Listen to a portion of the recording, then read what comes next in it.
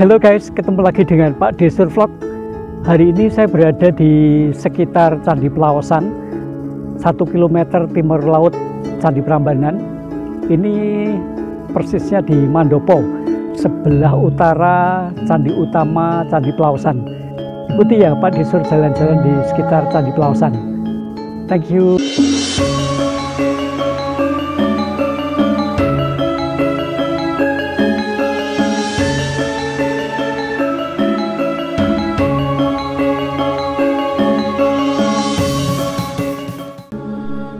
Guys, kali ini saya akan update mengenai Candi Plaosan. Kalau dulu saya pernah menyajikan Candi Plaosan, tapi waktu itu masih dalam situasi pandemi, dan sekarang dalam situasi normal, Candi Plaosan dibuka secara menyeluruh, sehingga kita bisa melihat seluruh objek dari Candi Plaosan yang dikenal dengan Candi Kembar ini. Sebagai informasi, Candi Plaosan ini memiliki beberapa keunikan, antara lain memiliki 2 candi induk sekaligus, kemudian coraknya Buddha dan Hindu, kemudian di dalam ruangan candi itu terbagi masing-masing 3 sekat dan 2 lantai, kemudian di sisi utara itu ada bangunan yang cukup terbuka, yaitu yang namanya mandapa. Kita akan melihat ke sana guys. Candi Plaosan ini dibangun sekitar abad ke-9 masa Mataram kuno, yaitu oleh Raja Rakai Pikatan.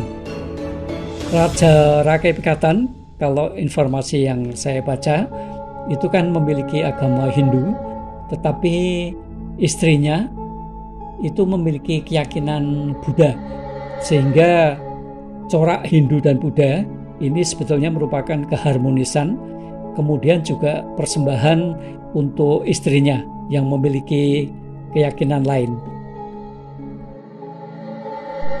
Kemudian sebutan lain untuk Candi Plaosan itu adalah Candi Kembar. Jadi kedua candi induk di sisi utara dan selatan itu bentuknya boleh dikatakan sama. Kemudian yang membedakan itu hanya relief-reliefnya. Kalau yang di induk sisi utara itu banyak relief-relief tokoh wanita, kemudian yang di sisi selatan itu tokoh-tokoh yang digambarkan itu laki-laki. Sehingga candi ini yang sebelah selatan itu dikatakan candi laki-laki, dan kemudian yang di utara itu adalah candi perempuan.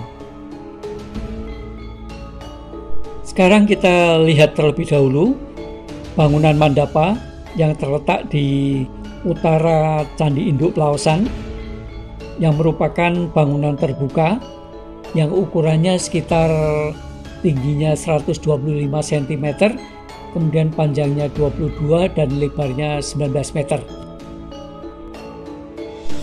Di atas mandapa ini ada sebanyak 21 arca yang duduk bersila, itu membentuk seperti huruf U. Jadi duduk bersila di atas langkan, 5 menghadap ke utara, 5 menghadap ke selatan, dan 11 menghadap ke barat. Kemudian di atas mandapa itu banyak sekali batuan-batuan menonjol yang orang bilang ini adalah merupakan umpak yang biasanya dipakai untuk alas berdirinya tiang saka. Jadi bangunan mandapa ini menurut cerita dulunya merupakan bangunan seperti pendopo sebagai tempat untuk belajar atau para cendekia melakukan ujian. Tapi sebagian lagi ada yang mengatakan bahwa di mandapa ini merupakan tempat untuk persiapan ritual. Kita lihat dari dekat, dari 21 arca ini hanya beberapa saja yang terlihat masih ada kepalanya. Kemudian yang sebagian besar lagi anggota tubuhnya sudah tidak lengkap lagi dan boleh dibilang sudah banyak yang rusak. Mudah-mudahan tetap bisa kita jaga keberadaannya sehingga bisa dijadikan untuk pendidikan atau penelitian dan juga untuk nambah pengetahuan kita bersama.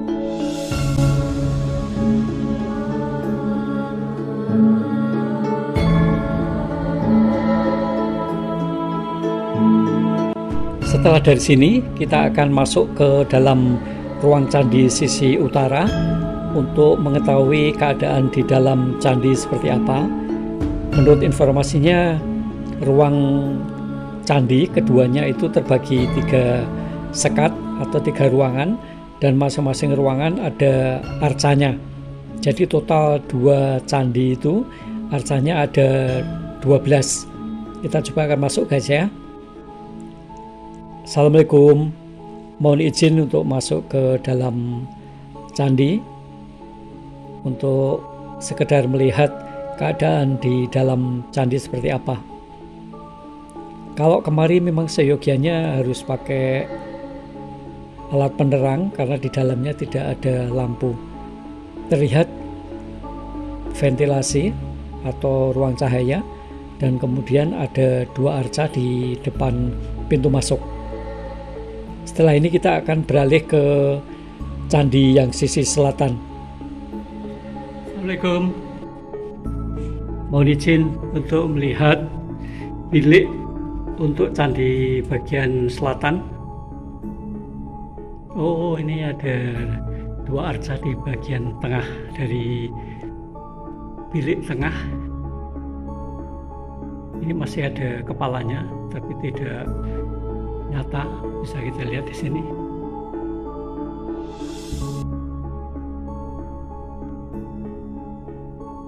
Kemudian ini yang sisi selatan, masih di bilik bagian tengah. 2 arca yang masih lumayan bisa kita lihat, tapi tidak utuh lagi anggota tubuhnya. Assalamualaikum. Dan ini adalah bilik bagian utara untuk candi sisi selatan. Lumayan ini lebih kelihatan lagi arcanya ini. Ini yang bilik bagian utara, candi utama sisi selatan.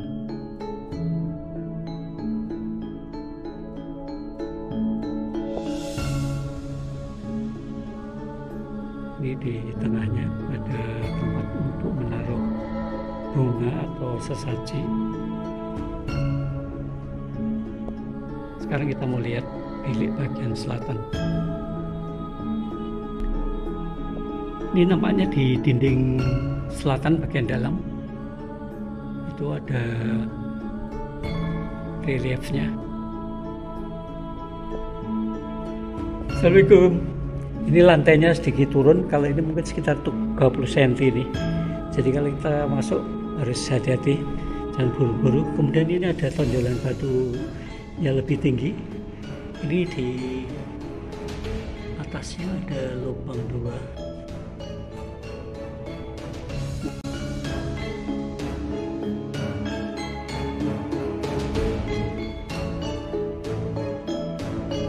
Oke guys, ini tadi sekilas mengenai Candi Pelausan. Mudah-mudahan teman-teman semua yang belum pernah ke Candi Pelausan atau pernah ke Candi Pelausan bisa datang kembali untuk menyaksikan candi yang sangat luar biasa ini, yang perlu kita jaga keberadaannya dan perlu kita rawat bersama. Oke ya, sampai ketemu di lain kesempatan. Tetap semangat, sampai jumpa kembali. Bye-bye.